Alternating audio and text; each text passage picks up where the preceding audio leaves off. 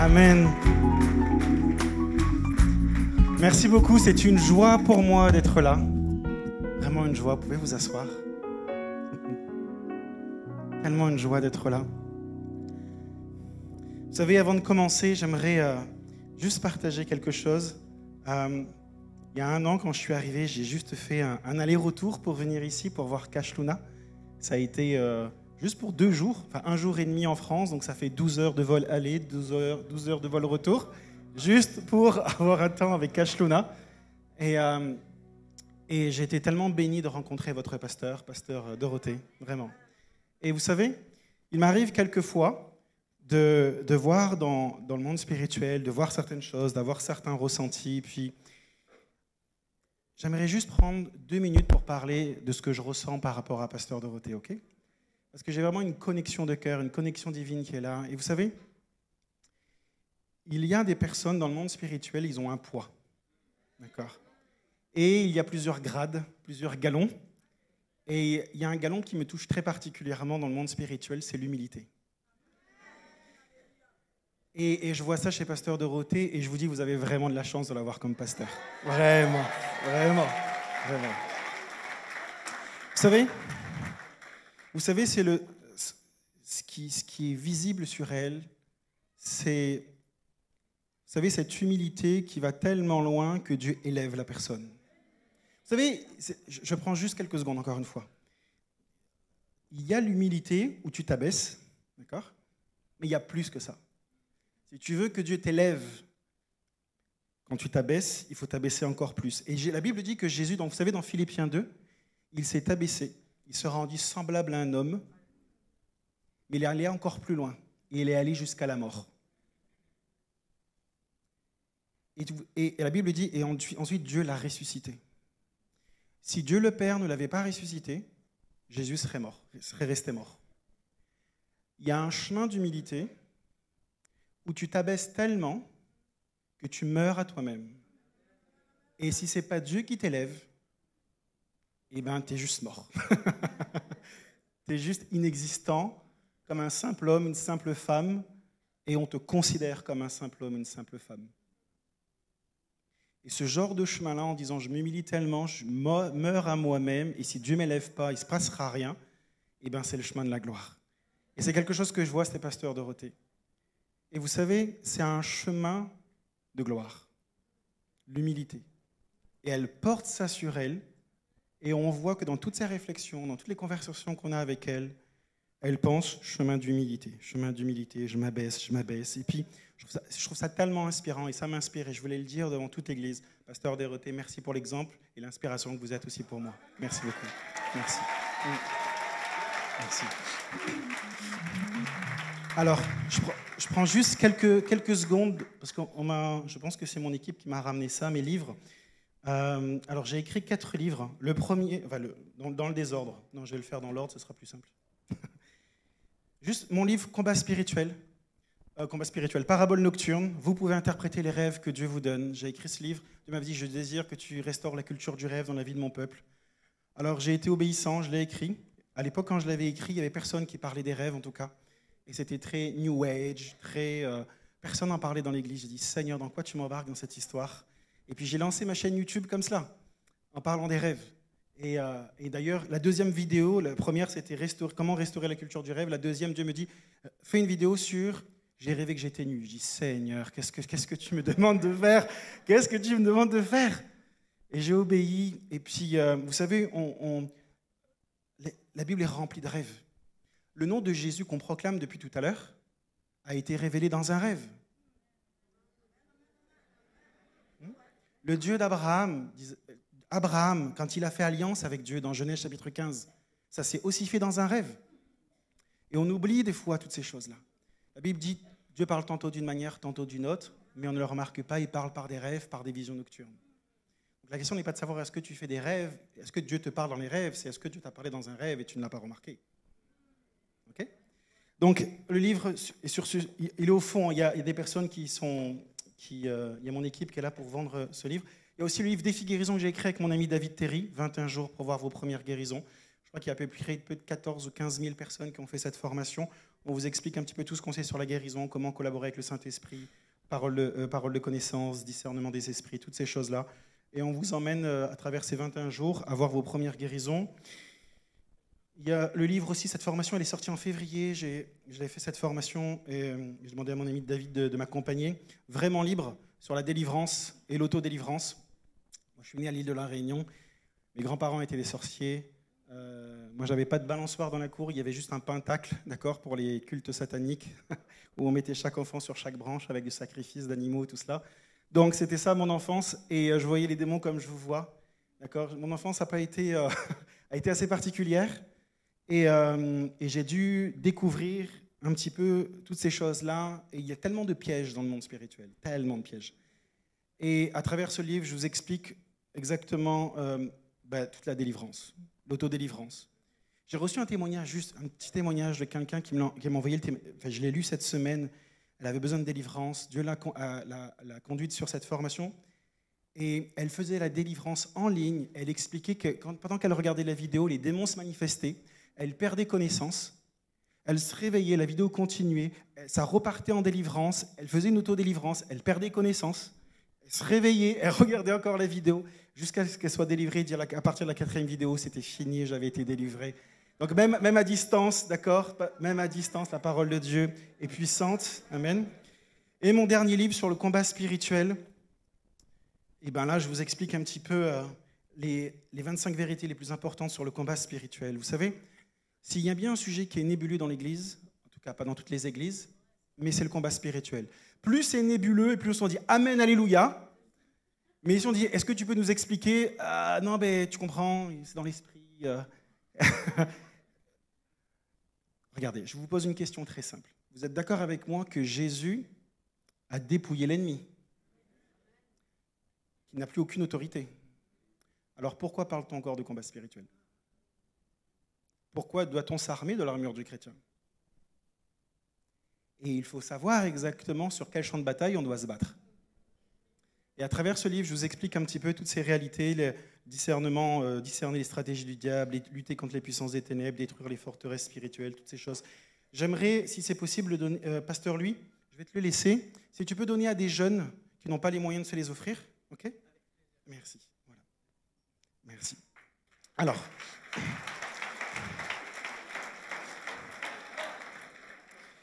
Alors, ce matin, on va parler de surnaturel, on va parler de guérison, d'accord?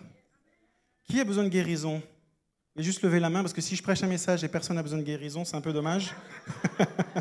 Ok, il y a quelques personnes quand même. D'accord, quelques personnes. Parfait. Alors, j'aimerais juste lire un petit témoignage. Juste prendre mes notes. Cette semaine, j'ai fait un live et puis il y a une personne qui m'a envoyé un témoignage tellement touchant et je voulais juste vous le lire pour vous encourager. Comme je ne suis pas très fort pour raconter les histoires, je vais le lire, d'accord? C'est plus simple. Bonjour Jérémy, je vous écris aujourd'hui pour vous partager mon témoignage et vous remercier. Voici mon histoire. En octobre 2023, suite à de fortes douleurs dans le bas-ventre, les médecins trouvent un kyste de 10 cm de diamètre sur mon ovaire droit. Ils me le retirent et durant l'opération, le chirurgien remarque des lésions sur l'utérus et le péritoine. La biopsie révèle un cancer des ovaires de haut grade de stade 3, alors que je n'ai que 35 ans. D'autres examens révéleront qu'il y a même un nodule cancéreux dans le rein, ce qui correspond donc plutôt au stade 4 du cancer. La seule solution médicale est de retirer tous les organes atteints, puis de suivre une lourde chimiothérapie pendant plusieurs mois et un suivi à vie. Ce fut un choc très douloureux. Mon rêve de devenir maman s'écroule et j'ai l'impression que mon avenir m'est volé. Néanmoins, Dieu m'avait prévenu le matin même de l'annonce. Dans mon temps avec lui, j'entends le Saint-Esprit me dire « Sandrine, c'est le cancer que l'on va t'annoncer, mais n'aie pas peur car je guéris le cancer. » Le lendemain, un face-à-face a lieu à Tavannes, donc c'est les conférences de guérison que j'organise avec mon ami David, et là c'était en Suisse. Alors je décide de m'y rendre. Les enseignements me permettent de m'accrocher encore plus fortement à la vérité. Jésus a tout accompli pour me guérir. Il peut, mais il veut me guérir. Jérémie, Tu vas prier pour moi à ce moment-là et plusieurs participants reçoivent des paroles de vie à mon égard. Je continue de proclamer la victoire contre le cancer et c'est dans cette décision que je décide de refuser l'opération. Ce n'est pas moi qui lui ai dit de refuser l'opération, ok? Elle a cette conviction de la part du Saint-Esprit. 8 mois plus tard, je refais des examens pour voir où en est mon corps, bilan sanguin, scanner. Et le bilan sanguin permet de calculer le CA 125, je pense que ça doit être ça, CA 125, un marqueur tumoral qui est normal entre 0 et 35. Et pour ma part, il n'avait fait qu'augmenter à cause de la multiplication des cellules cancéreuses qui étaient à 115 en automne 2023. En juin 2024, il est à 20. Amen. Amen. Il est à 20. Écoutez la suite, vous allez voir. Magnifique. Il faut savoir que cette baisse et retour à la normale est impossible sans traitement. De même, le scanner indique la disparition du nodule que j'avais dans le rein, ainsi que des traces que j'avais sur l'utérus et le péritoine. Amen. Donc, autant au niveau microscopique que macroscopique, il n'y a plus aucune présence de cancer dans mon corps. Les médecins sont sidérés. Il est impossible que le cancer disparaisse tout seul. Ils n'ont jamais vu cela. Ils ne peuvent pas l'expliquer et me disent que dans ce cas, on peut parler de miracle. Amen. Et elle va finir par toutes sortes de remerciements. Dieu est glorieux. Dieu est puissant.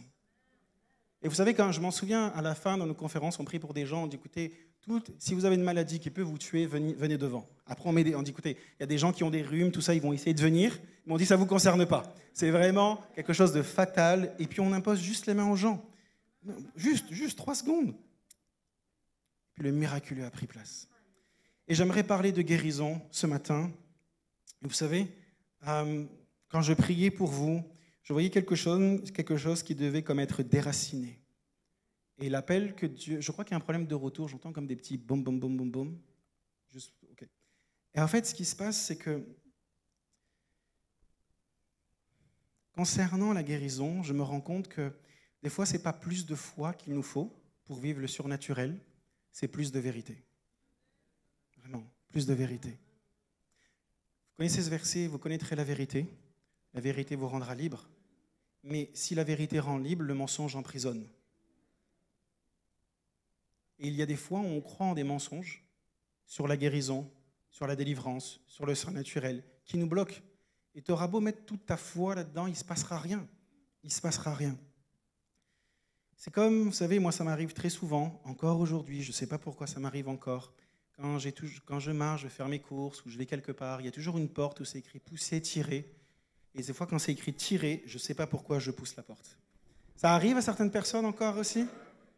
Vous avez vu le réflexe bizarre de dire c'est écrit tirer, tu pousses, ça marche pas, et tu repousses une deuxième fois plus fort? Et c'est fou, dans ma tête, c'est pousser, tirer, et puis t'as pas le temps, tu pousses et il fallait tirer. Et ça m'arrive souvent. Et en fait, c'est pareil, c'est que tu auras beau mettre toute ta foi sur quelque chose qui n'est pas vrai, il ne se passera rien. Il ne se passera rien. Vous savez, le Saint-Esprit m'avait dit quelque chose quand j'ai commencé à écrire mon livre Combat spirituel, qui a été pour moi le go de Dieu pour écrire ce livre. Il m'a dit ceci. L'ennemi est prêt à perdre des batailles pour nous faire croire que le mensonge auquel on croit est vérité. Elle est tellement compliquée que ça ne peut pas venir de moi, cette phrase. L'ennemi est prêt à perdre des batailles pour nous faire croire que le mensonge auquel on croit est vérité.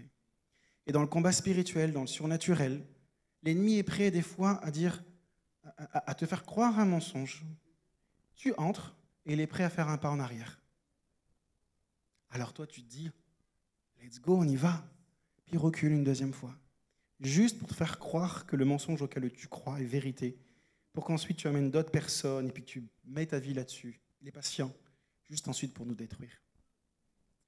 La Bible déclare dans 2 Corinthiens chapitre 2, verset 11, l'apôtre Paul dit « afin de ne pas laisser à Satan l'avantage sur nous, car nous n'ignorons pas ses intentions. »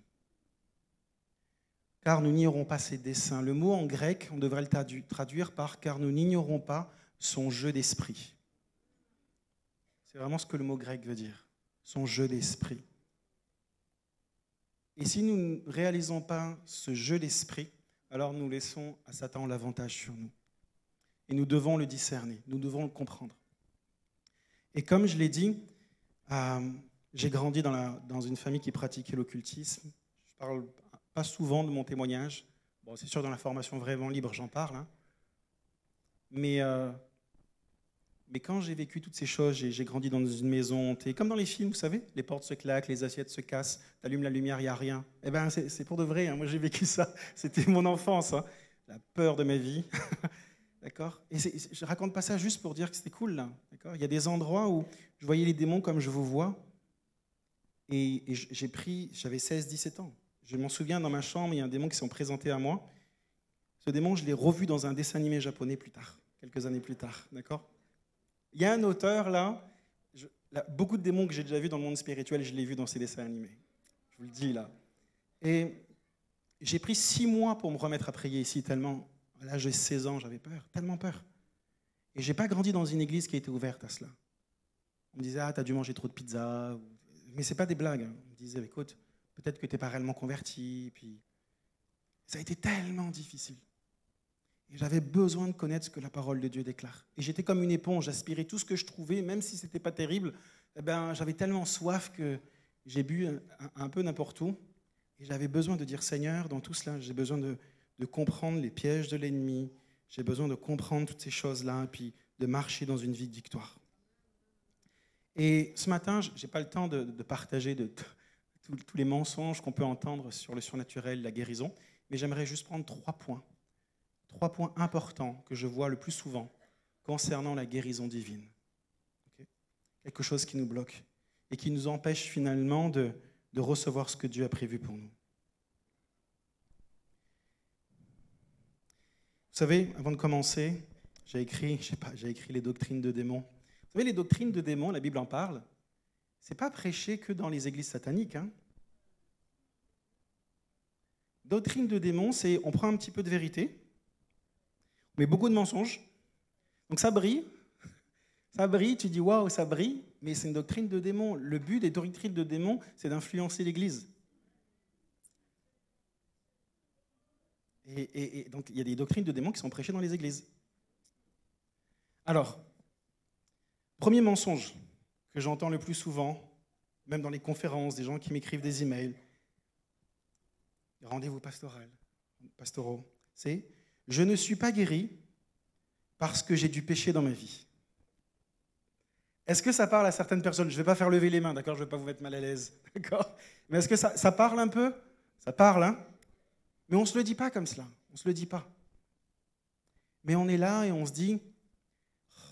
Je m'en souviens par exemple une conversation que j'ai eue dernièrement avec quelqu'un qui me disait, au début d'une conférence de guérison, il dit « Mais tu sais, après ces derniers temps, c'est vrai que ces derniers mois, je me suis éloigné un peu de Dieu, et puis je n'ai pas été sérieux avec Dieu, et puis je pense que c'est pour ça qu'il ne m'a pas guéri encore, mais là, je me suis reconsacré, et je pense que ma guérison est pour aujourd'hui. » C'est tellement spirituel ce qu'il dit, mais tellement pas biblique. Tellement pas biblique. La guérison n'a rien à voir avec la sanctification. Rien à voir. Je ne suis pas en train de dire que la sanctification n'est pas importante. D'accord? Ça l'est. D'accord? Tu veux être un disciple de Jésus? Exerce-toi, marche dans la piété. Okay? Mais la guérison n'a rien à voir avec la sanctification.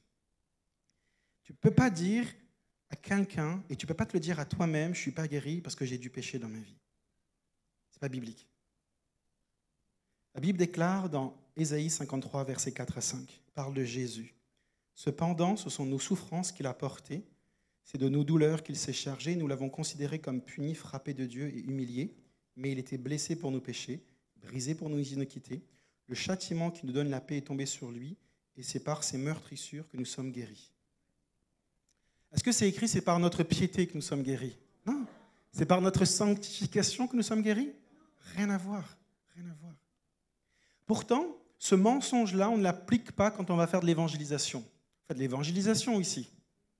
Quand quelqu'un ne connaît pas Jésus, tu ne dis pas, écoute, je vais prier pour que tu sois guéri, mais d'abord, il faut que tu te sanctifies. Tu ne dis pas ça. Tu ne dis pas à quelqu'un dans la rue, écoute, Jésus veut te guérir, Jésus t'aime, mais d'abord, il faut que tu aies la foi, il faut que tu aies la sanctification, demande pardon à tous tes péchés, et puis peut-être que, puis je vais prier pour toi, et puis si vraiment tu es digne, tu seras guéri. On ne fait pas ça. Vrai ou pas vrai? Parce qu'on dit, Jésus a tout accompli à la croix. Ça n'a rien à voir avec toi, tout est à propos de Jésus. Et puis quand tu te convertis, tout d'un coup, les règles changent. Tout d'un coup, ça dépend de ta sanctification. Vous voyez à quel point ça n'a pas de sens? Ça n'a pas de sens. Ça n'a tellement pas de sens. Et on impose ça aux gens. On impose ça aux gens et les gens luttent avec ça. Et vous savez, ce qu'on voit souvent, je vais sauter un petit peu mes notes, mais moi j'appelle ça un changement d'alliance. Il y a des personnes qui sont venues ce matin et vous étiez en train de louer Dieu, adorer Dieu, vos mains étaient levées comme ça. Et puis vous aviez les yeux fixés sur Jésus, en train de l'adorer, la présence de Dieu était là. Puis tout d'un coup, une petite voix dans votre esprit s'est dit, ouais, mais cette semaine, tu n'as pas prié quand même, tu vois. Puis ce matin, tes enfants, ils ont tellement pris la tête. Puis il y a toujours la dernière là qui s'habille toujours à la dernière minute. On lui avait prévenu 15 minutes qu'il fallait qu'on parte dans 5 minutes. Elle n'a toujours pas mis ses chaussures. Je suis parent, je sais ce que c'est d'avoir des ados. Et là, tu es tendu, et puis tu dis, ouais, et puis au travail, c'est mal passé. Et puis tout d'un coup, un réflexe tout à fait naturel qu'on voit dans les églises, alors que la personne est en train de louer, tout d'un coup, la main vient ici. Et puis tu loues le Seigneur, et puis tu dis, et puis franchement, et puis ta Bible là, tu sais même plus dans quel livre tu es, tellement ça fait longtemps que tu n'as pas lu ta Bible. C'est dans Job ou dans Roi, je ne sais plus trop. Et puis tu t'es énervé, et puis là, ta main est ici, tu continues à adorer le Seigneur. Tu mets la main dans la poche, tu regardes certains qui font la même chose que toi. La présence de Dieu n'est plus là du tout. Et puis tu dis, je le savais, je suis pas digne. Ah, j'en peux plus. Ah, Seigneur. Et puis tu es là, puis tu attends que la louange se termine, et puis tu dis, tu t'auto-flagelles, tu te frappes. Et tu crois que c'était Dieu qui était en train de te parler. Je vais t'expliquer ce qui s'est passé. Ce qui s'est passé, c'est que tu étais sous l'alliance de la grâce. Tout a été accompli. La Bible dit que c'est par la désobéissance d'un seul que nous sommes rendus pécheurs, donc il parle de Adam, mais c'est par l'obéissance d'un seul que nous sommes déclarés justes. Est-ce que c'est par ton obéissance que tu es déclaré juste? C'est par l'obéissance de Jésus. Et donc tu te tiens devant Dieu et tu dis, Jésus a tout accompli, c'est par son obéissance que je suis déclaré pur. Je ne suis pas pur, je ne suis pas saint, mais je suis déclaré pur, je suis déclaré saint. Et tout d'un coup, l'ennemi te dit, et si tu fonctionnais par les œuvres? Et si tu regardais à toi-même? Et en fait, tu regardes à toi-même. Tu commences à regarder à tes manquements, tes faiblesses. Tu regardes à toi, aux œuvres, ce que tu fais pour être digne.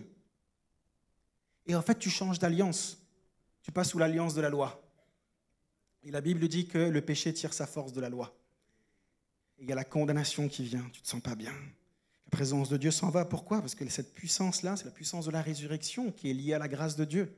Et tu n'es plus sous la grâce de Dieu. Et tu crois que c'est Dieu qui est en train de te parler, tu es juste tombé dans le piège. Je ne suis pas en train de dire qu'il ne faut pas marcher dans la sanctification. Je dis juste que c'est un piège.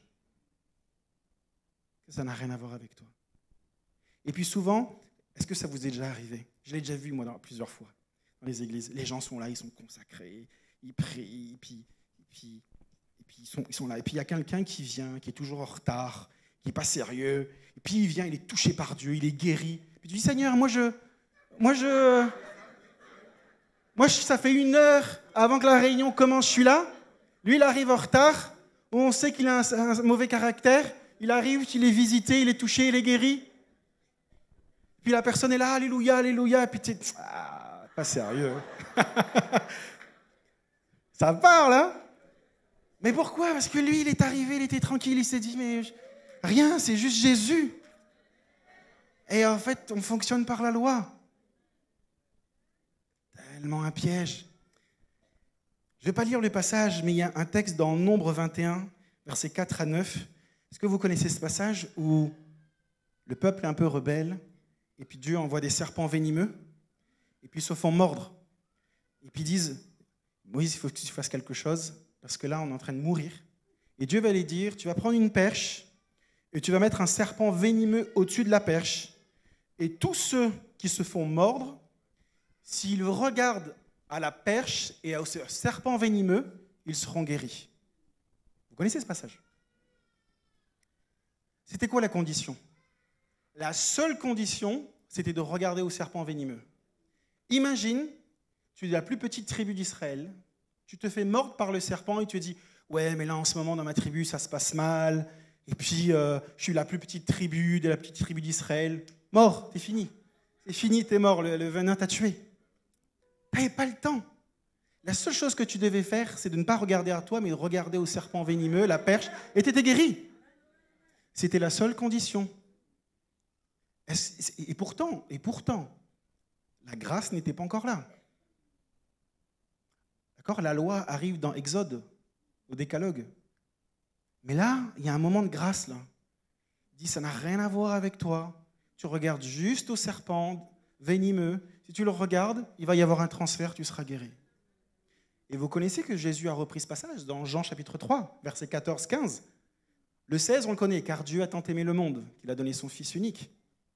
Mais juste avant, il va dire quoi? Tout comme le serpent d'airain fut élevé, ainsi le Fils de l'homme doit être élevé. Pourquoi Jésus parle de cela? Il fallait juste regarder à la croix. Juste regarder à la croix.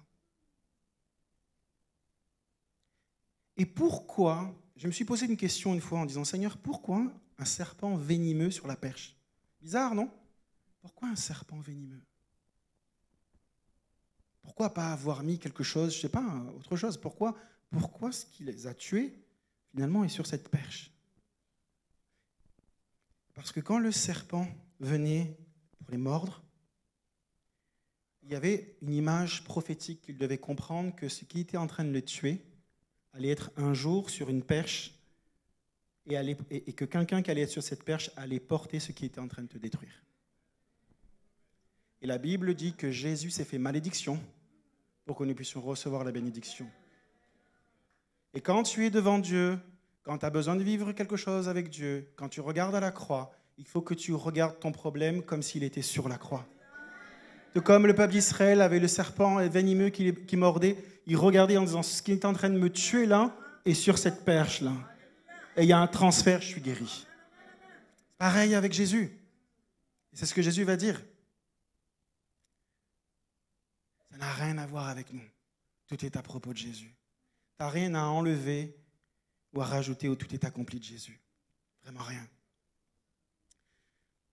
Je veux insister là-dessus parce que je trouve que de plus en plus, on met comme un poids sur la vie des gens en disant, par exemple, il y a plein de choses qui me passent par la tête, je vais juste essayer de me concentrer sur une ligne directrice. Mais des fois, même, on prie pour des gens et les gens viennent me voir en disant, ouais, mais tu sais ce qu'on m'a dit? Moi, on m'a dit que je n'avais pas assez de foi pour être guéri.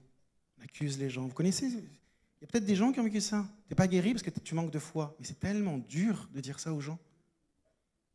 La réalité, c'est la personne qui a prié pour toi qui aurait dû avoir plus de foi. C'est tout. La Bible dit que nous sommes appelés à ressusciter les morts. Je me suis renseigné et le mort, il a 0 foi. Vraiment, il a 0 foi. Il ne va pas te dire, écoute, c'est pas ma théologie, je ne crois pas en la résurrection des morts. Non, c'est juste à propos de toi. C'est juste à propos de ta foi. Donc si on t'a dit c'est parce que tu n'avais pas assez de foi, c'est juste que la personne qui a prié pour toi était en train de se dédouaner. D'accord? C'est tout. Donc si on t'a dit ça, je te demande pardon. C'est pas moi qui l'ai fait, mais je te demande pardon quand même. Tout est à propos de Jésus. Vous savez, je sens qu'il faut que j'insiste sur ce point-là. Il faut que vous compreniez cette réalité. Si on devait prendre le message de la croix, on pourrait le couper en 3 parties. Vous savez, la Bible dit que c'est par la mort de Jésus que nous sommes pardonnés et par sa résurrection que nous sommes justifiés. Vous me suivez pour l'instant? Okay. En fait, si Jésus avait tout simplement été égorgé, si son sang avait coulé,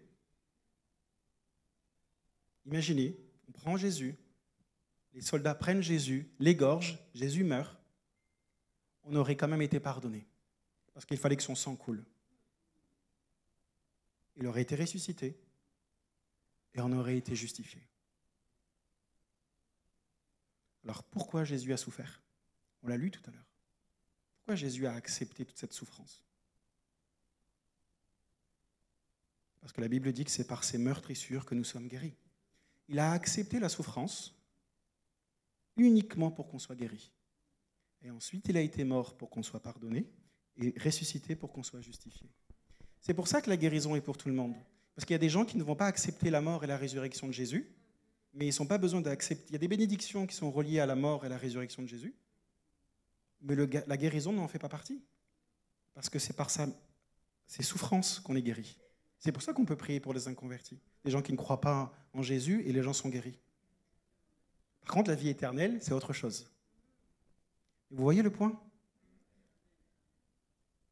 Donc, ne pas prier pour la guérison, c'est de refuser, de ne pas donner à Jésus la récompense de ses souffrances.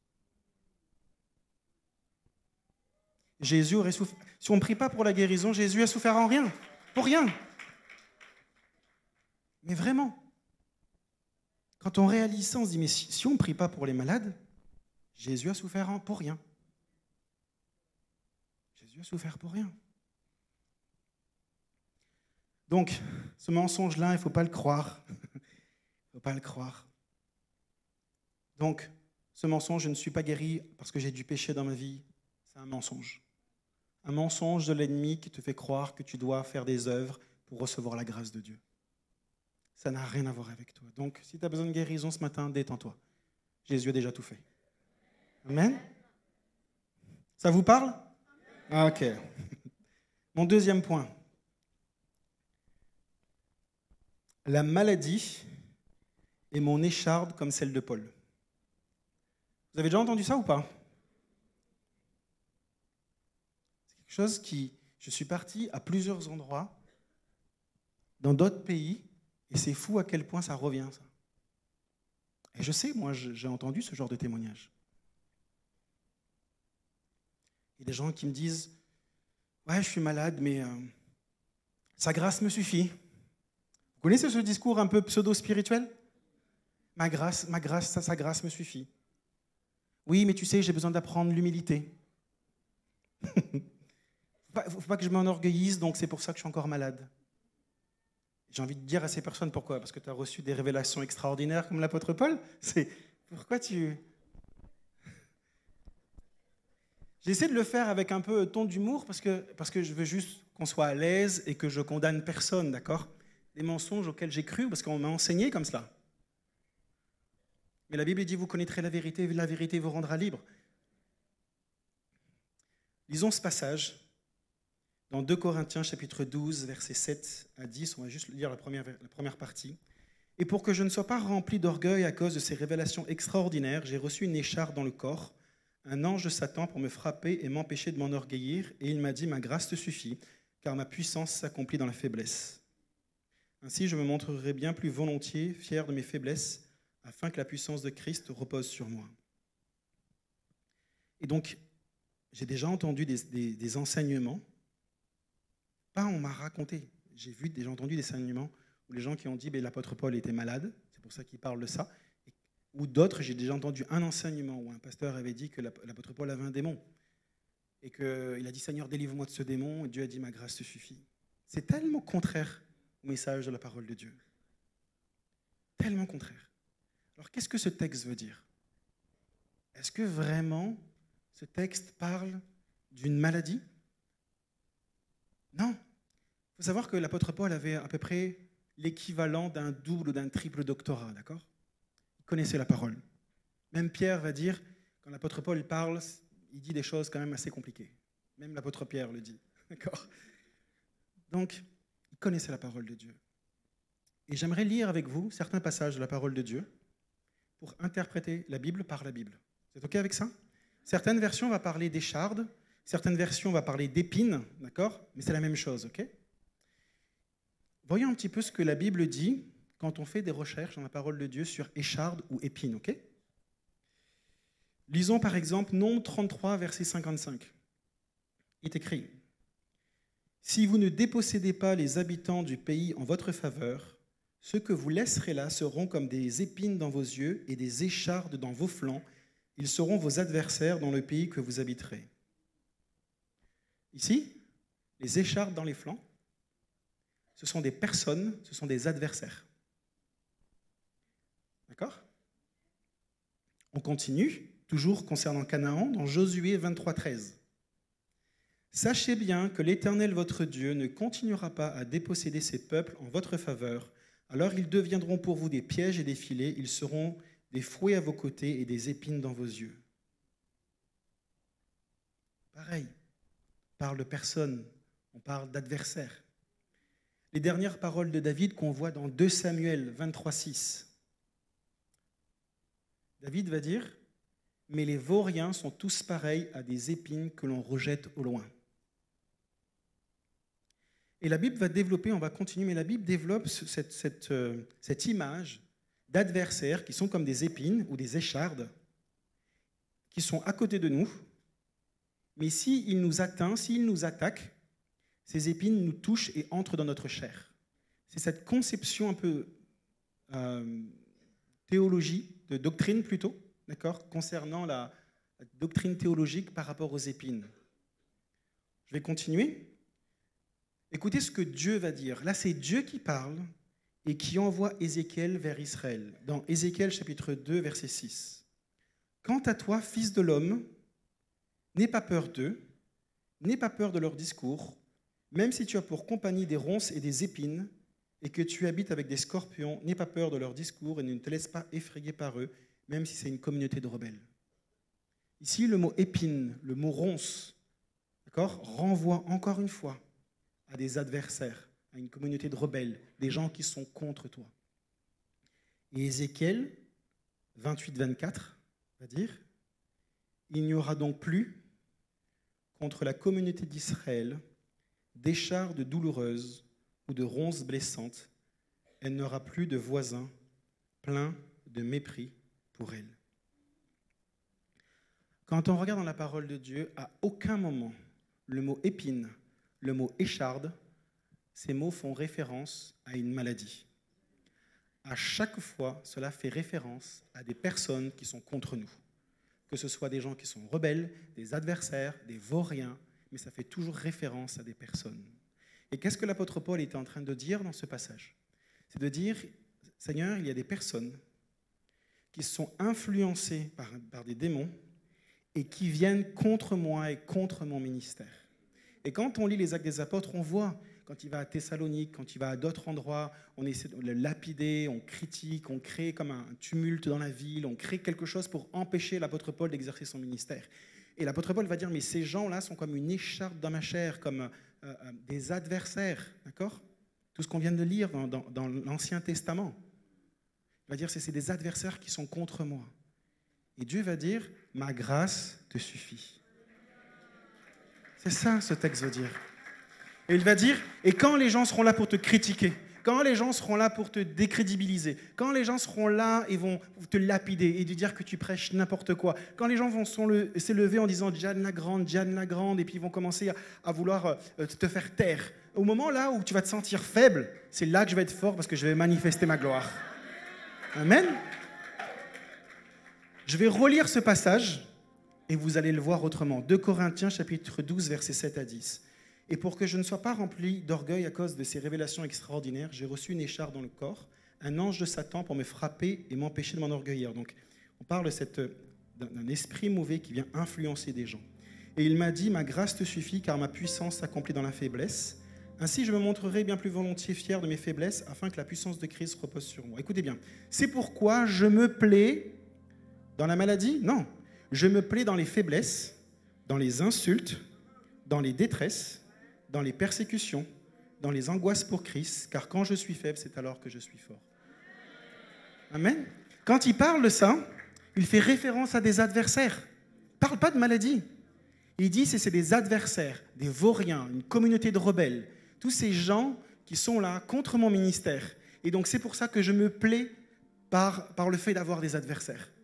Parce que quand ils viennent me critiquer, quand ça commence à être difficile, quand je dis Seigneur, enlève-les de moi, il dit non, ma grâce te suffit, puis j'ai toujours des combats dans ma vie, et en fait, c'est à ce moment-là que je suis fort. Amen. Ce passage ne fait en aucun cas référence à la maladie. Et si on t'a dit ce genre de choses, si tu as cru en ce mensonge, reçois la vérité de la parole de Dieu dans ton cœur. Parce que c'est la parole de Dieu qui libère. J'avais prêché une fois sur ce passage, et une personne que je connais d'ailleurs, qui est dans la région parisienne, elle avait la scoliose depuis plus de, je crois, 30 ans. Et quand elle était jeune, un pasteur avait prié pour elle. Et le pasteur a prié, puis la personne n'a pas été guérie. Cette personne n'a pas été guérie, cette femme. Et le pasteur lui a dit, écoute, je pense que tu n'as pas été guérie parce que cette scoliose est comme l'écharpe dans ta chair pour que tu restes humble toute ta vie.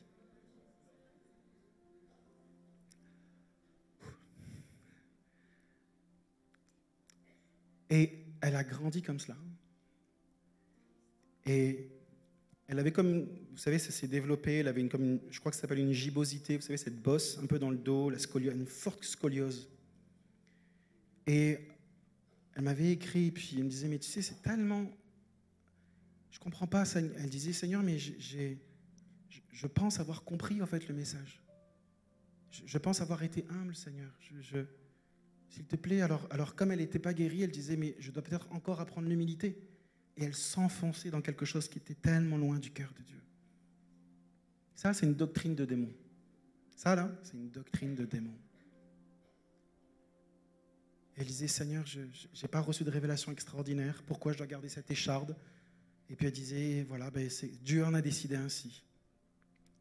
Et puis, sa grâce me suffit. Je souffre, j'ai mal, je ne peux rien faire, mais sa grâce me suffit. Et je faisais cet enseignement en ligne. Et cette personne, elle se connecte. Elle me raconte tout ça après, bien entendu. Elle se connecte. Et à ce moment-là, alors qu'elle entend ce message, elle se dit, il se peut que ce que j'ai cru depuis 30 ans, c'était n'importe quoi. C'était un mensonge. Et elle s'est libérée de ce mensonge. Et à ce moment-là, elle me raconte que son dos s'est mis à craquer. Elle dit, j'ai senti comme ma colonne vertébrale qui s'étirait, ma bosse qui disparaissait. Elle a été guérie de la scoliose à l'instant même. Amen. Juste la vérité de la parole de Dieu. Et quand j'ai envoyé un petit email, j'ai dit, est-ce qu'on peut s'appeler? Donc je l'ai appelée. Et elle me dit, bonjour pasteur Jérémy, mais est-ce que ce serait possible qu'on se rappelle? Je dis, ok, mais pourquoi? Elle dit, parce que là, je suis en train de mettre mes chaussures de sport. Je vais maintenant courir parce que je ne pouvais plus le faire. C'est juste merveilleux, ça. Juste merveilleux. Et j'avais raconté ce témoignage dans une réunion, et je prêche comme ça, puis il y a une personne qui vient, c'était un petit groupe, et puis il y a une femme qui vient me voir, qui me dit, mais moi j'ai la scoliose, et puis on m'a dit la même chose. Et puis alors je dis, je vais prier pour toi. Et alors que je commence à prier, je vais prier pour elle, il y a sa fille qui est là, une adote vraiment qui se demande pourquoi elle est là. Vous voyez le genre d'adote qui est là avec son téléphone, son chewing-gum, et qui voilà, était obligée de venir parce que sa maman lui a dit, tu viens à l'église. Tu vois. Et puis là, je demande à cette fille, cette jeune adote, de dire, est-ce que tu peux poser ta main sur le dos de ta mère? Et puis moi, je pose ma main sur ton dos. Je crois que je lui ai demandé le bout du monde. Puis je pose ma main sur sa bosse et sa scoliose. Et je commence à prier, juste déclarer la faveur de Dieu, la puissance de Dieu d'agir. Et là, c'est l'adote qui est en train de mâcher son chewing-gum, qui s'arrête, qui dit, maman, il y a ta bosse qui est en train de disparaître, il y a ta bosse qui est en train de disparaître. Et là, elle était concentrée, la fille, la dot, là. Je trouve ça tellement beau, parce que quand les jeunes vivent la puissance de Dieu, ils savent que c'est réel. Ils disent, ok, là, c'est pas des principes que je dois suivre, là, du réel. Après, quand ils goûtent ça, donne-leur les principes, c'est bon. Là, ils suivent. Et cette personne a été guérie. La colonne vertébrale s'est redressée. Vous savez, il y a tellement de mensonges qu'on peut entendre, et qui finalement nous bloquent dans le surnaturel. Et je peux vous le dire, tu auras beau mettre toute ta foi dans le fait de dire, Seigneur, j'ai compris l'humilité, j'ai compris l'écharpe de Paul pour que je sois humble, mais je veux rester humble. Tu auras beau mettre toute ta foi là-dedans. Non, tu crois un mensonge, tu es emprisonné. Et si tu as cru en cela, il faut que tu te libères de ce mensonge. Troisième point, Vous êtes toujours béni? C'est bon? Amen? C'est bon. Ok. Troisième point. Alors, je vais prendre un autre point. Je vais prendre celui-là. Ma maladie ne peut pas être spirituelle parce que je suis chrétien.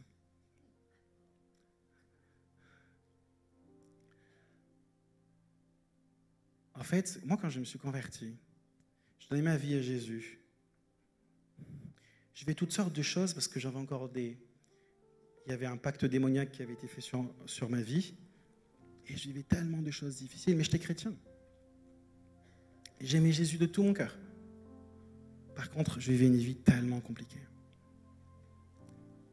Et la seule chose que mes pasteurs et leaders disaient, et puis je savais qu'ils avaient été formés comme ça, donc malheureusement, ils ne faisaient que me dire ce qu'ils avaient appris.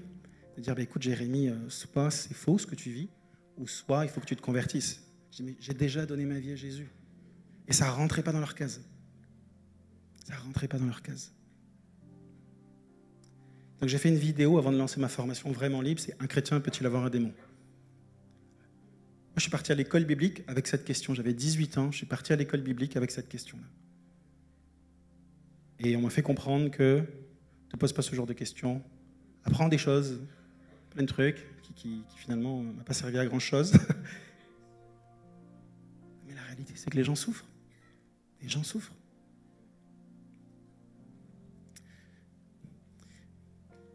Je vais lire un passage dans Luc chapitre 13.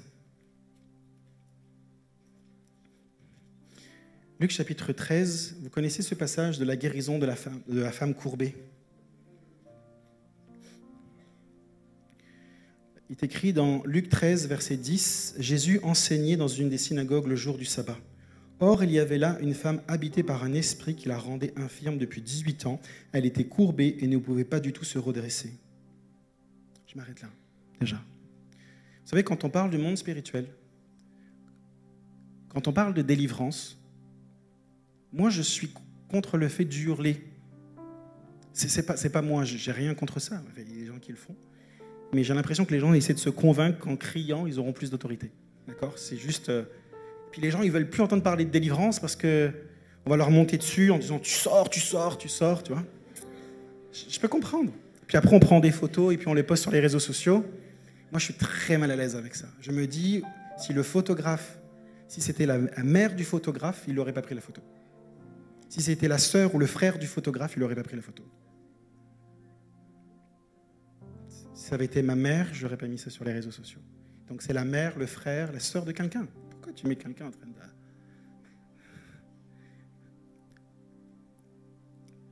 Je ferme la parenthèse. Vous savez, dans mes conférences, quand je fais de la délivrance, des fois, pas tout le temps, mais en règle générale, je le fais en chuchotant. Je le fais en chuchotant. Et ça vient consoler les cœurs. Les gens disent, OK, ça peut se faire calmement. Ben ouais, t'as pas besoin de crier, en fait. Quand tu cries, en fait, tu essaies de te convaincre à toi-même que ta prière est puissante. C'est juste ce que tu fais.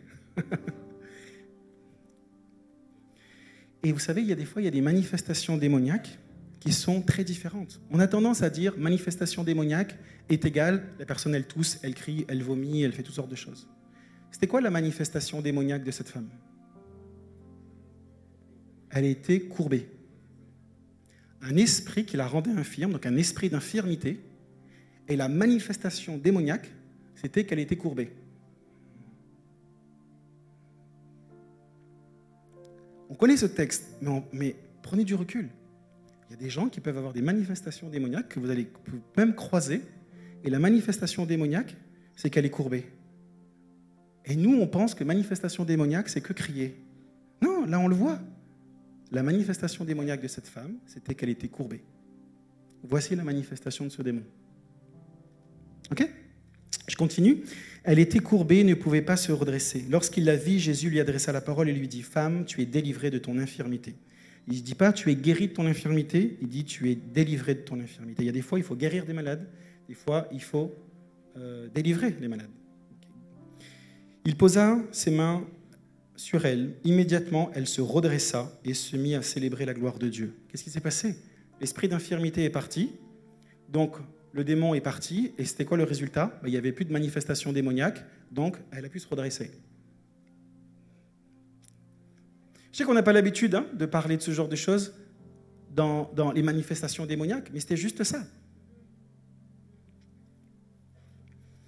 Verset 14, mais le chef de la synagogue, indigné de ce que Jésus avait fait une guérison un jour de sabbat, dit à la foule, il y a 6 jours pour travailler, venez donc vous faire guérir ces jours-là, et non pas le jour du sabbat.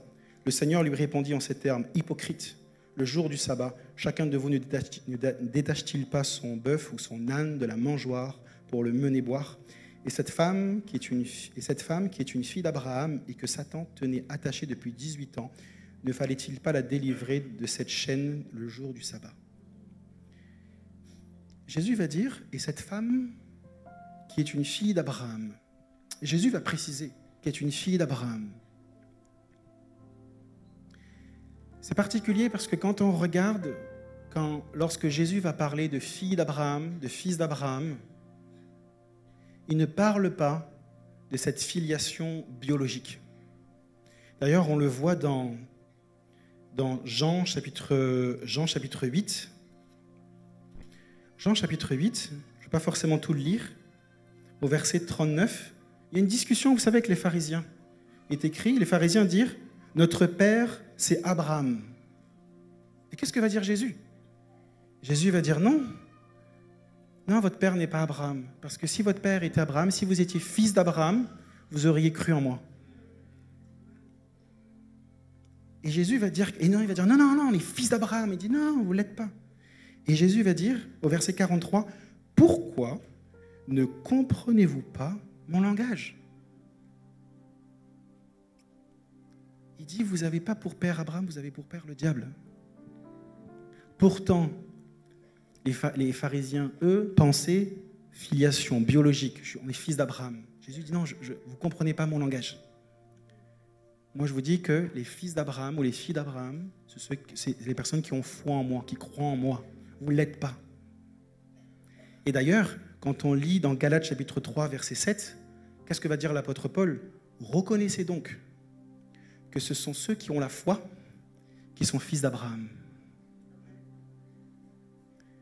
Donc revenons à ce texte, si on désire comprendre le langage de Dieu, de Jésus. Jésus est en train de dire, cette femme qui était une fille d'Abraham, donc une femme qui avait foi en Jésus, ne fallait-il pas la délivrer de cet esprit d'infirmité? C'était une fille d'Abraham, une personne qui avait foi en Jésus, mais avait tout simplement besoin de vivre une délivrance. Et ce n'était pas une délivrance spectaculaire. C'était divin, par contre. Elle était courbée, Jésus a prié, elle s'est redressée.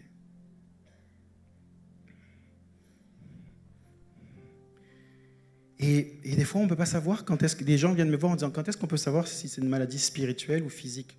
Je dis, je ne sais pas. je ne sais pas. C'est discernement des esprits. Dernièrement, j'ai prié pour une femme à l'île de la Réunion qui m'a demandé la prière. Elle avait une polyarthrite rhumatoïde. Elle souffrait depuis 1 an. Elle avait mal partout. Ça se voyait à ses yeux que ça devait être douloureux. Et je commence à prier.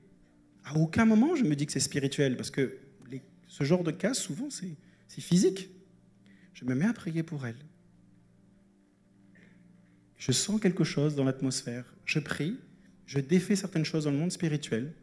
Elle se met à hurler. Courtement, elle me regarde, elle me dit, j'ai plus aucune douleur. Elle se lève, elle marche, elle pleure. Jésus m'a guéri, plus aucune douleur de la tête aux pieds. C'était spirituel.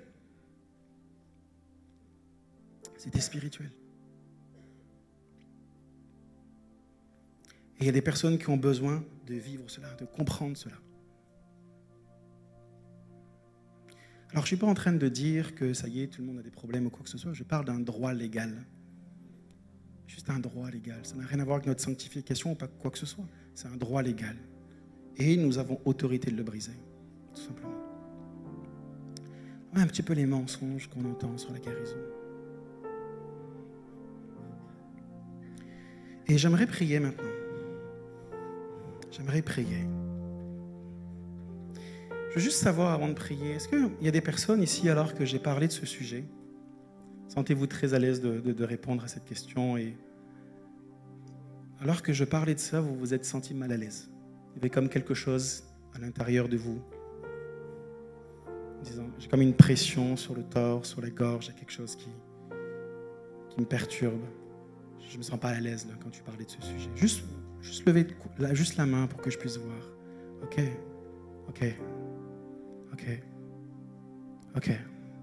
Plusieurs personnes. Je vais prier pour vous tout à l'heure. Alors maintenant, Dieu va confirmer sa parole. Ok ? Et j'aimerais prier pour que Dieu manifeste sa gloire, pour que vous puissiez vivre des guérisons, la gloire de Dieu. Que la gloire de Dieu descende. Ok ? Alors, on ne pourra pas faire venir tout le monde sur l'estrade devant pour témoigner ou quoi que ce soit, mais j'aimerais prier plus particulièrement pour plusieurs sujets déjà. Le premier sujet, alors que je priais, j'ai vu une tête articulaire, d'accord, comme vous savez, un os avec une boule. Et je sais qu'il y a des personnes ici qui ont des problèmes d'articulation. Si c'est votre cas, je vais vous demander de juste de lever votre main, s'il vous plaît. Vous avez un problème articulaire, peu importe où ça se trouve dans votre corps. Est-ce que ces personnes, vous pouvez vous lever si c'est possible? Levez-vous. Vous avez un problème articulaire. Ça peut être les mains, ça peut être les pieds, le genou, ça peut être même la hanche avec la tête du fémur, ça peut être les épaules, mais vous avez un problème articulaire. Okay. On va prier pour vous. On va faire plusieurs petites prières courtes. Et les autres personnes, vous allez tendre vos mains vers eux. Et n'oubliez pas, quand vous allez tendre vos mains vers eux, ça n'a rien à voir avec vous. D'accord ? Quand vous priez pour les gens, quand vous allez prier pour les personnes, n'essayez pas de pondre un œuf en essayant de produire quelque chose, d'accord ? Ça n'a rien à voir avec vous. L'apôtre Paul va dire dans Acte 3, « Ce que j'ai, je te le donne ». Ce que vous avez, c'est le Saint-Esprit. Et le Saint-Esprit désire plus guérir que vous. Ok ? Alors, soyez dans la paix. C'est dans le calme et la confiance que sera votre force. Restez dans la paix, c'est là où se trouve la force spirituelle, ok ?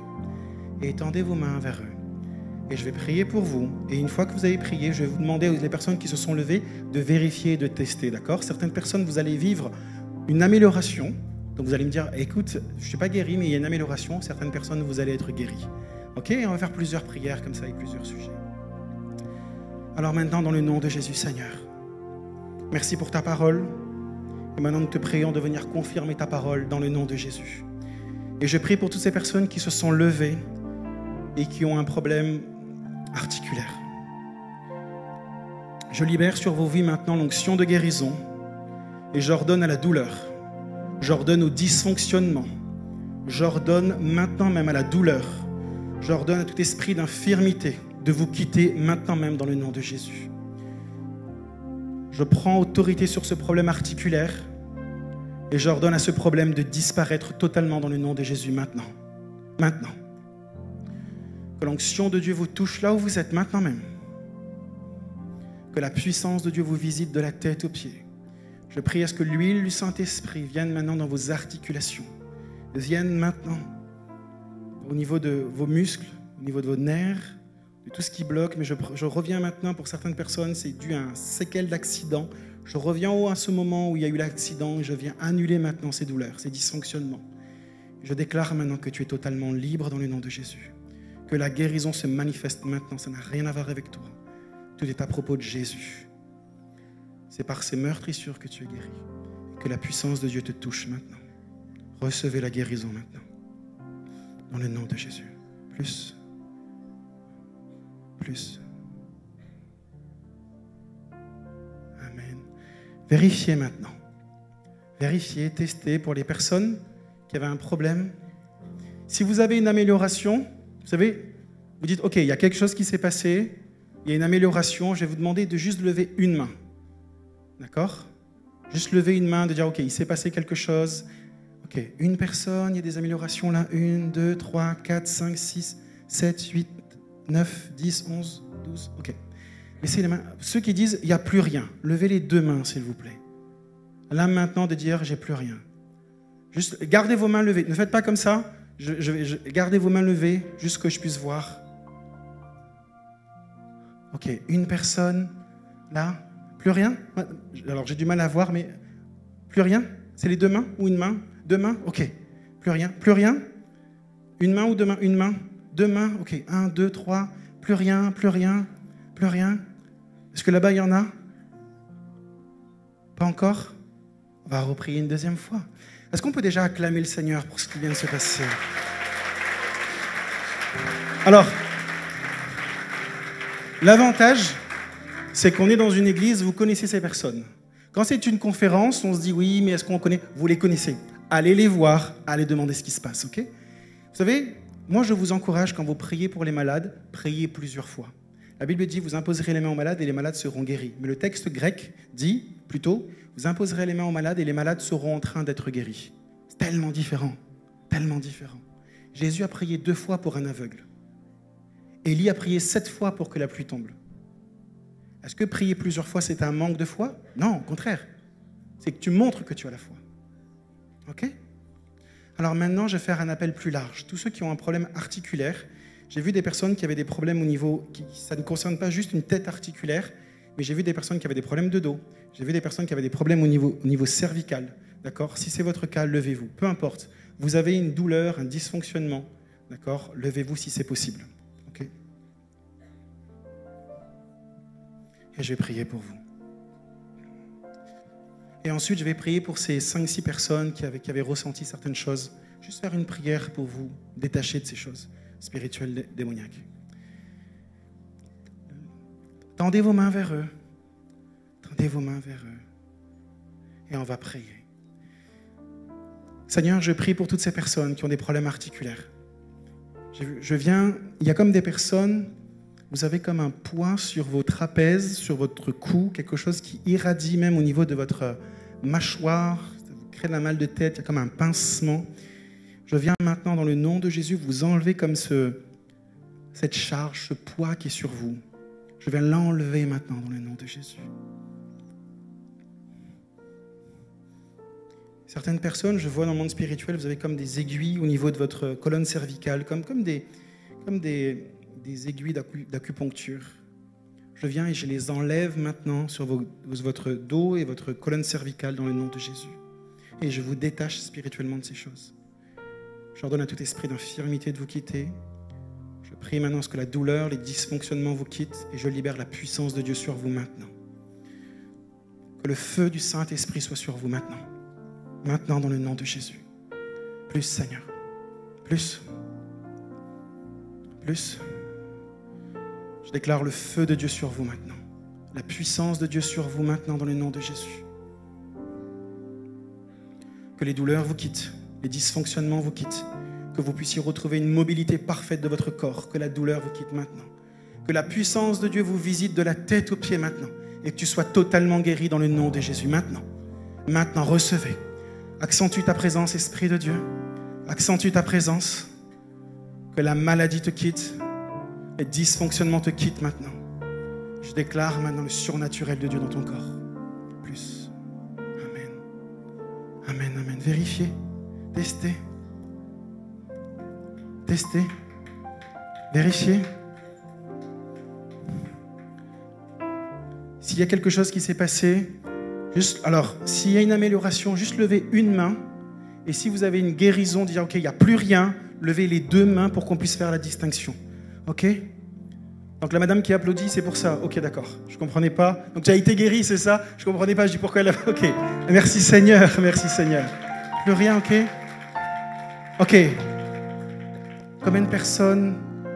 Alors, les améliorations, gardez vos mains levées, mais je vais compter ceux qui ont les 2 mains levées, d'accord? Il y a une je ne compte pas ceux que j'ai comptés tout à l'heure, mais il y a 1 personne, 2 personnes, 3 personnes, 4, 5 personnes, 6, 6 personnes, 7 personnes, 8 personnes. Je me déplace à 8 personnes, 9 personnes, 10 personnes. Merci Seigneur. Merci Seigneur. Amen. Merci Seigneur.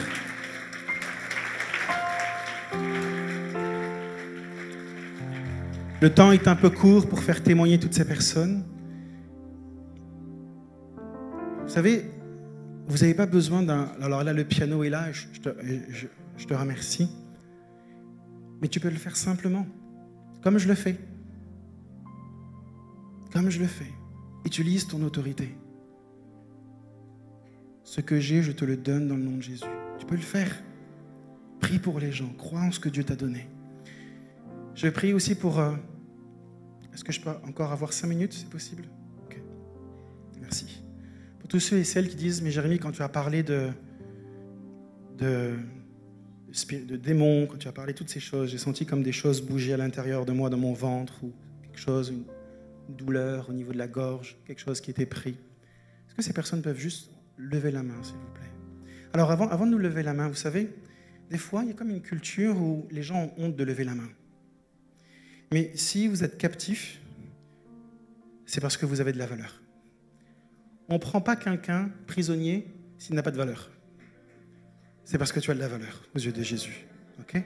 Et quand on voit des histoires de guerre où il y a par exemple un Français qui est dans un pays en guerre et puis qui était prisonnier, et quand on arrive à le délivrer, le journaliste qui était en prison depuis 1 an ou 2 ans, et qu'on la ramène en France, qu'il arrive sur Paris, d'accord, la France ne dit pas « Ouh là là, on ne veut pas le voir, lui, celui-là ». Non, non, non, non. Le président se déplace, les autorités se déplacent. Le pays est heureux parce qu'il y a quelqu'un qui a été délivré. Okay? On devrait avoir la même attitude dans l'Église, de dire ces gens-là, ils ont été captifs, mais c'est le jour de leur délivrance. On va se réjouir. On va se réjouir. Amen. Alors juste levez la main pour savoir qui a senti quelque chose. Ok, tu as parlé, ok, je vais prier pour vous maintenant. Si vous pouvez vous lever, d'accord, et je vais prier pour vous. Ça va être une prière très simple, d'accord? Et je sais que vous avez une équipe pastorale ici qui vit la vie de l'esprit. Si vous avez besoin de rendez-vous, ils pourront s'occuper de vous, mais je vais prier pour vous maintenant. Seigneur, je prie pour ces personnes qui se sont levées. Et dans le nom de Jésus, je prends autorité sur tous les esprits mauvais qui vous tiennent captifs maintenant même dans le nom de Jésus. Je vous détache maintenant spirituellement de tout héritage démoniaque et de toute malédiction dans le nom de Jésus. Je déclare maintenant qu'il n'y a plus de lien spirituel entre vous et cet héritage démoniaque. Je vous détache spirituellement de votre père, je vous détache spirituellement de votre mère et de toutes ces malédictions générationnelles, de tous ces pactes qui ont été faits dans le monde spirituel contre vous. J'efface maintenant vos noms sur tout autel.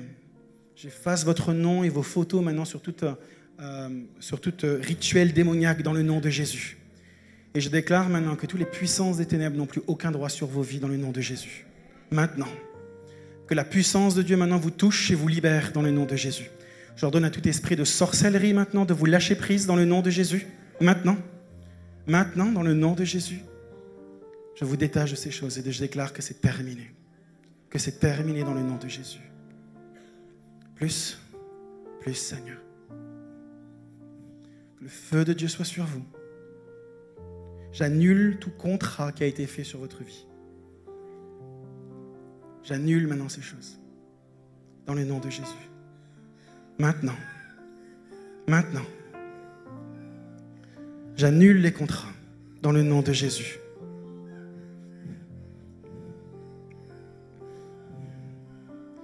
Il y a des personnes qui sont liées à d'autres personnes mais qui ne se trouvent pas en France. Qui a un lien de famille et vous savez que votre famille pratique l'occultisme.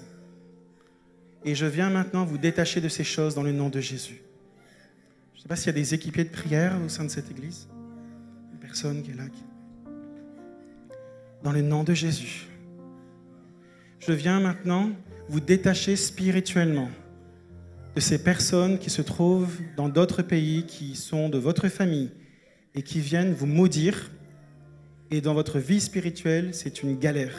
Vous vivez galère sur galère. Et je vous détache maintenant de ces paroles de malédiction, maintenant dans le nom de Jésus. Maintenant. Et je déclare que c'est terminé dans le nom de Jésus. Maintenant. Les liens sont brisés. Tout esprit de sorcellerie, tout esprit de divination, c'est terminé maintenant. Dans le nom de Jésus.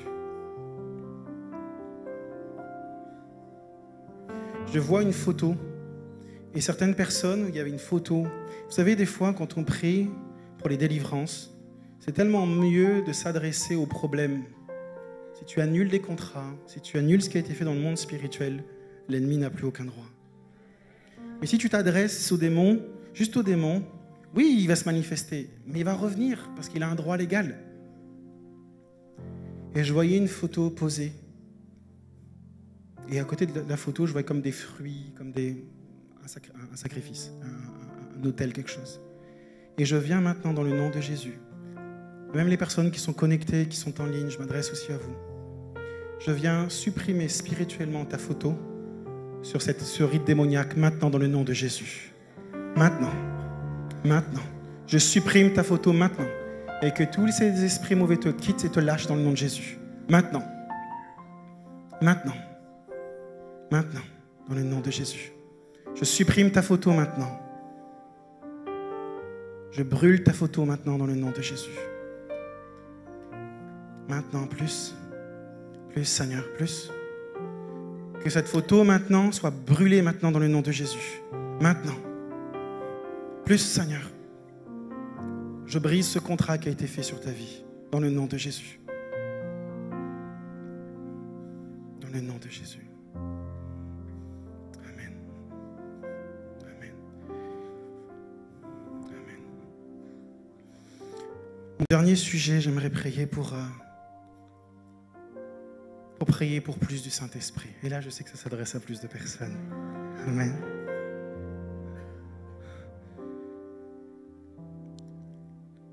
Je vais prier pour vous, pour que le Saint-Esprit descende. Je vais demander à tout le monde de se lever.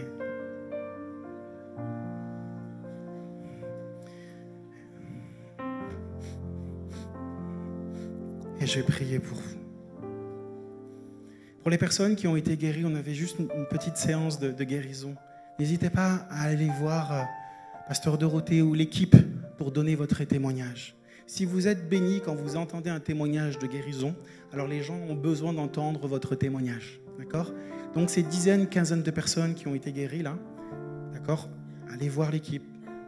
Dites ce qui s'est passé. Voilà, j'avais tel problème, voici ce qui s'est passé. Quand on a prié pour moi, afin qu'on puisse célébrer Dieu. Je prends juste 2 secondes pour boire.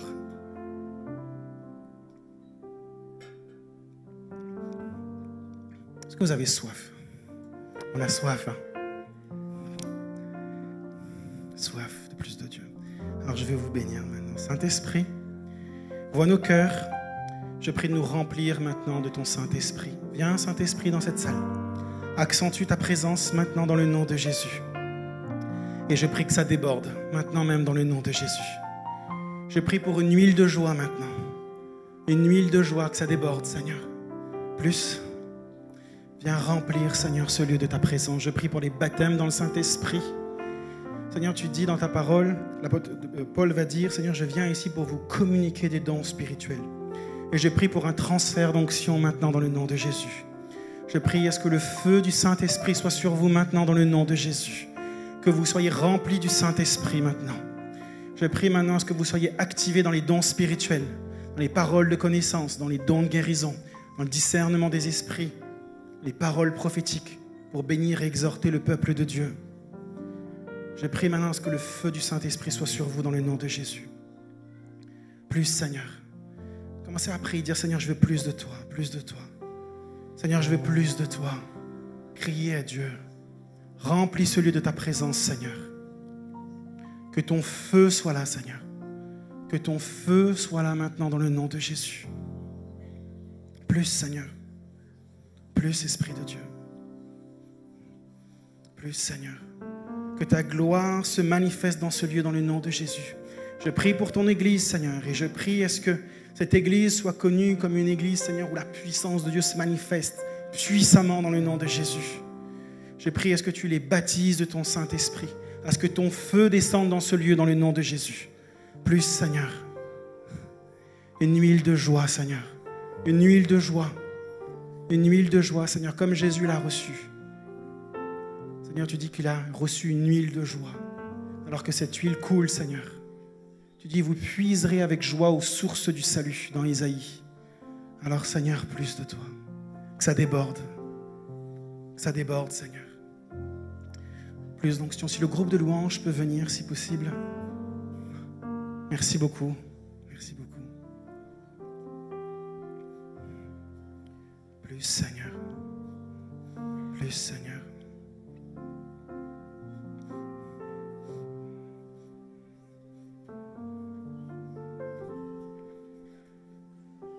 Plus, Seigneur. Dieu répond à une faim, Dieu répond à une soif, Dieu répond à un cri, et il y a plus. Cherche Dieu comme tu ne l'as jamais cherché, parce qu'il y a plus. Vous savez, quand cette femme est venue vers Jésus avec son vase d'albâtre, avec ce parfum, la Bible dit qu'elle est venue vers Jésus et elle a cassé le col du flacon. Ce n'est pas écrit qu'elle a juste ouvert le flacon. Elle a cassé le col du flacon. Avant même qu'elle fasse son acte d'adoration, on savait qu'elle allait tout renverser sur Jésus. Parce que ce parfum ne pouvait plus être conservé parce qu'elle avait cassé le col.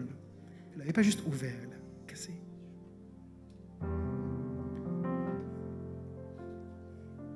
Alors je vous encourage à avoir cette louange extravagante.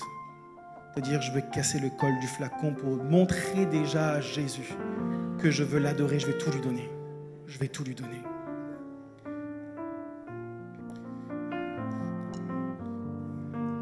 Seigneur, plus, si le groupe de louanges peut nous emmener dans un chant, juste un chant d'adoration simple que tout le monde connaît. Descend et envahisse ce lieu. Plus, Seigneur. Que ta voix résonne pour la liberté. Une huile de joie. Que les cieux s'ouvrent et que vienne ta pluie. Oh Jésus, nous voulons ton règne. Plus, plus, Seigneur. Que Plus. ta gloire descende Plus. et envahisse ce lieu. Que ta voix résonne pour la liberté. Que les cieux s'ouvrent. Ça déborde. Et que vienne ta pluie. Oh Jésus, nous voulons ton règne. Saint-Esprit, descend maintenant. Que ta gloire descende.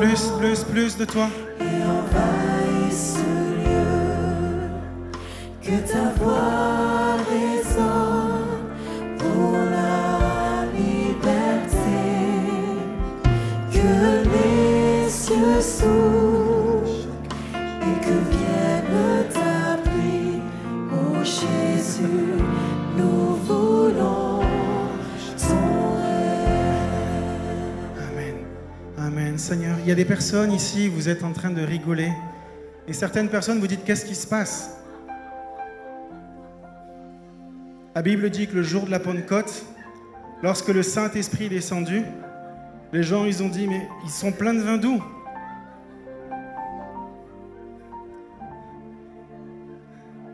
Il y a des gens qui étaient émerveillés par ce que Jésus faisait. Et d'autres personnes disaient qu'ils étaient pleins de vin doux. Même le jour de la Pentecôte, le Saint-Esprit n'a pas fait l'unanimité.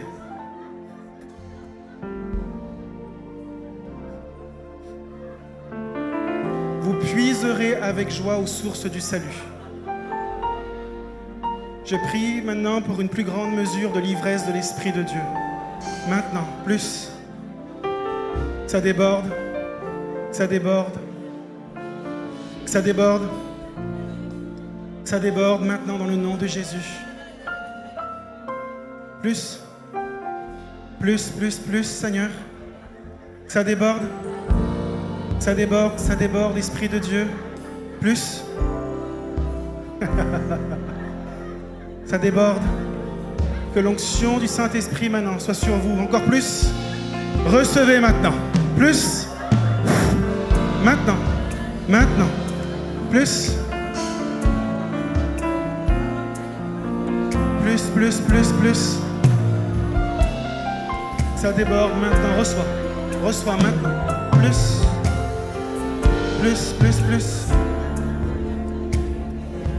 Plus de toi, Saint-Esprit. Je prie pour des baptêmes dans le Saint-Esprit, que vous soyez activés dans le surnaturel maintenant dans le nom de Jésus. Il y a plus pour vous. Il y a plus pour vous maintenant. Recevez. Recevez plus. Quand je suis rentré dans l'église tout à l'heure, j'ai été pris d'une joie, quelque chose d'intense à l'intérieur de moi. Et je savais que le Saint-Esprit voulait faire déborder la joie. Alors recevez cette joie surnaturelle. Que ça déborde en vous maintenant dans le nom de Jésus. Plus, plus, plus maintenant, Saint-Esprit. Plus. Je prie à ce que l'onction de Dieu soit sur vous maintenant. Certaines personnes, vous êtes en train de ressentir comme de la chaleur, des picotements sur vos mains. Certaines personnes, vous vous mettez à trembler. Certaines personnes, là, vous êtes comme saisis par l'Esprit de Dieu. Certaines personnes, vous sentez comme un poids sur vous. Certaines personnes, vous vous retenez, mais ça se voit que vous avez envie de rire. D'autres personnes, vous vous laissez aller. Que ce lieu soit comme la chambre haute où le Saint-Esprit se déverse. Alors plus, Seigneur, plus de gloire, plus de feu, plus d'onction maintenant. Je libère maintenant sur vos vies une plus grande mesure de l'onction de Dieu. Plus, plus, Seigneur. Alléluia. Plus. Et même si je n'ai pas cité ce pourquoi tu avais besoin d'une guérison, même si je n'ai pas cité ce que tu avais besoin, je prie maintenant pour chaque personne qui se trouve dans ce lieu. Et je prie alors que le Saint-Esprit te visite. Je déclare que la maladie n'a plus aucun droit sur ton corps. Je déclare que toute maladie dégénérative n'a plus aucun droit sur ton corps. Je déclare maintenant que le cancer n'a plus aucun droit sur ton corps. Tu t'assèches maintenant dans le nom de Jésus. Que toute tumeur cancéreuse disparaisse dans le nom de Jésus. Que la maladie te quitte dans le nom de Jésus. Ton corps est le temple du Saint-Esprit. Et la maladie n'a plus aucun droit dans ton corps dans le nom de Jésus. Recevez maintenant le feu de Dieu. Maintenant, maintenant, maintenant. Plus, plus, plus. Dans le nom de Jésus. Recevez, recevez, recevez.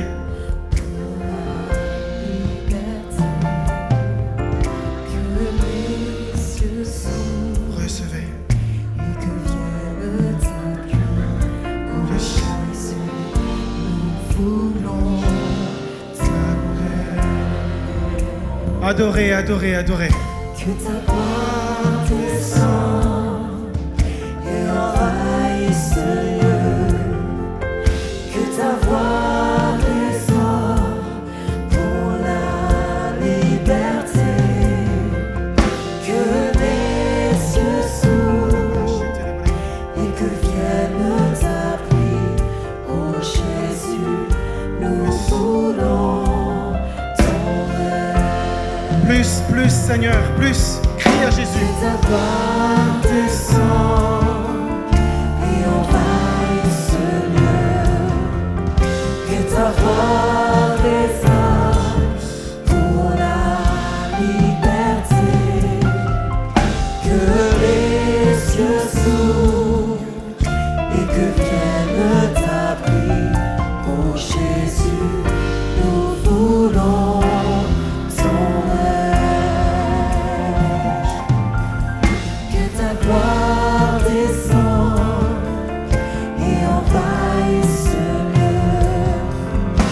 Ta voix résonne pour la liberté. Que les cieux s'ouvrent et que vienne ta pluie. Oh Jésus, nous voulons ton règne. Que ta gloire descende et envahisse ce lieu. Que ta voix résonne pour la liberté. Que les cieux s'ouvrent et que vienne ta pluie. Oh Jésus, nous voulons ton règne. Oh Jésus.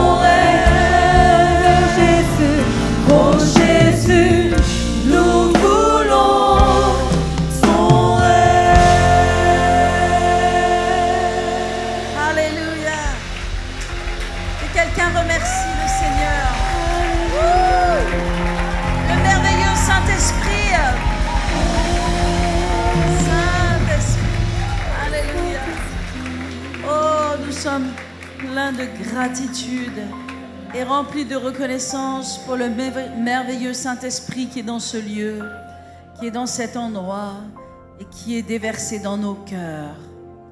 Alléluia. Nous voulons plus de ton Saint-Esprit, Seigneur. Pas seulement dans ce lieu, mais qui repart avec nous à la maison, qui repart avec nous au travail, qui repart avec nous dans les situations de nos vies, pour que nous soyons remplis et que nous puissions nous déverser sur les autres.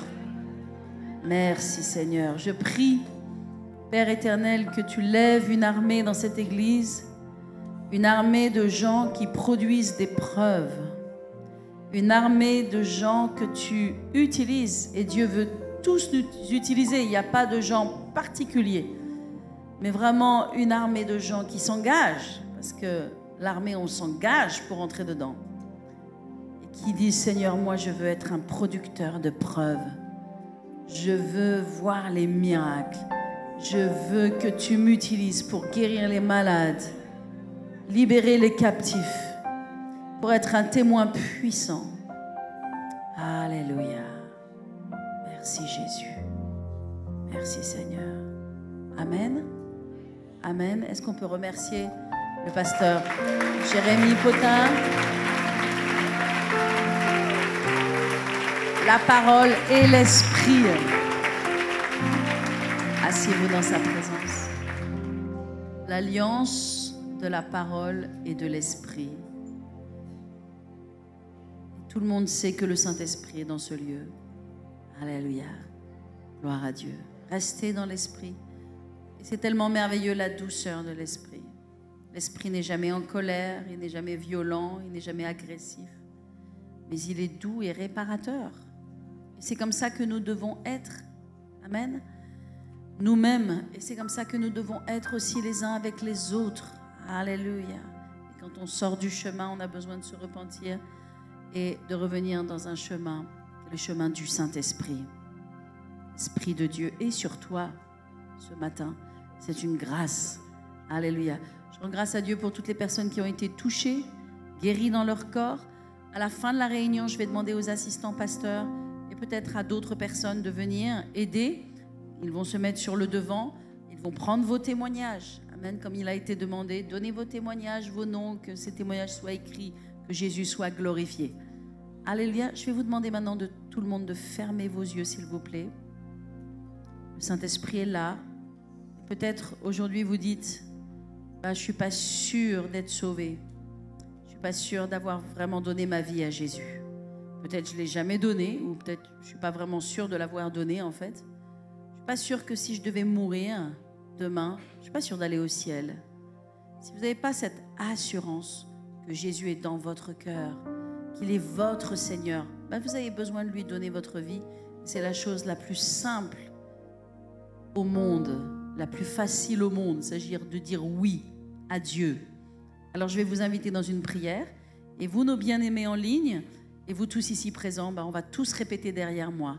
Simplement dites, Seigneur Jésus, je viens à toi maintenant, je t'ouvre mon cœur, et je fais de toi mon Dieu. Je ne veux pas d'autre Dieu que toi. Tu es le chemin, la vérité et la vie.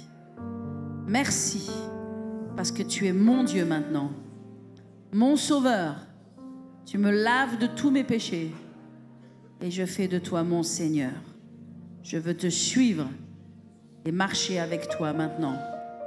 Au nom puissant de Jésus, et tout le peuple de Dieu dit, et alors que tous les yeux sont fermés et restent fermés, vous tous qui avez prié cette simple prière, je vais vous demander de lever votre main là où vous êtes. Vous dites, j'ai prié sincèrement ce matin. Levez bien haut votre main. Faites-moi un signe. Alléluia. Gloire à Dieu. Que Dieu vous bénisse. Gardez vos mains levées. Dans le fond aussi. Alléluia. Amen, amen. Levez bien haut vos mains. Tout le monde, tout le monde. Merci Jésus. Gloire à Dieu. Vous tous qui avez levé la main, je vais vous demander maintenant de vous lever à votre place. Dans le fond, sur le côté, levez-vous, levez-vous. Regardez, levez-vous sur vos pieds. Il y a de nombreuses personnes avec vous. Vous n'êtes pas tout seul. Allez-y, levez-vous et venez vers moi. Allez-y, sortez de vos rangs. Venez vers moi. Approchez-vous. Je vais prier pour vous. Je vais vous remettre dans la main du Seigneur. Et alors que vous êtes en train de vous approcher, toutes les personnes qui sont en ligne, vous aussi, vous dites, bah, moi, j'ai donné ma vie à Jésus. Bah, c'est tout simple. Vous allez simplement envoyer le mot « sauver », le mot « j'ai donné ma vie à Jésus ce matin », amen, sur le numéro WhatsApp qui s'affiche. Et on va entrer en contact. On veut pouvoir vous offrir une Bible. On veut pouvoir aussi vous offrir un livre, ce que la Bible dit à propos du ciel et aussi à propos de l'enfer. On veut vous bénir et être en contact avec vous. Donc n'hésitez pas, faites-le maintenant, d'où que vous nous rejoigniez.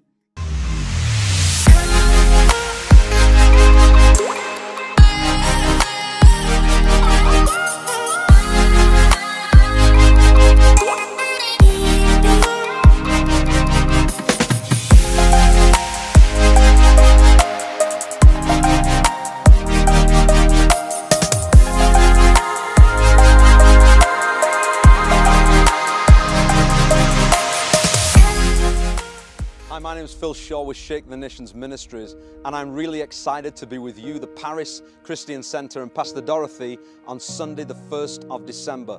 We're going to be gathering together for 2 powerful services as we believe God is going to move in our midst. I'm also excited to be joining you on Monday, the 2nd of December as well, for 2 sessions teaching on power evangelism and prophetic evangelism in the Bible school. I really believe that God wants to use everyone for such a time as this, stepping out for the kingdom of God, hearing God's voice and moving in power. We invite you to join us if you're on the Bible school for that powerful time together as we explore what it is to hear God's voice and to step out in faith for the kingdom of God. We're really excited to join with you. We will see you then.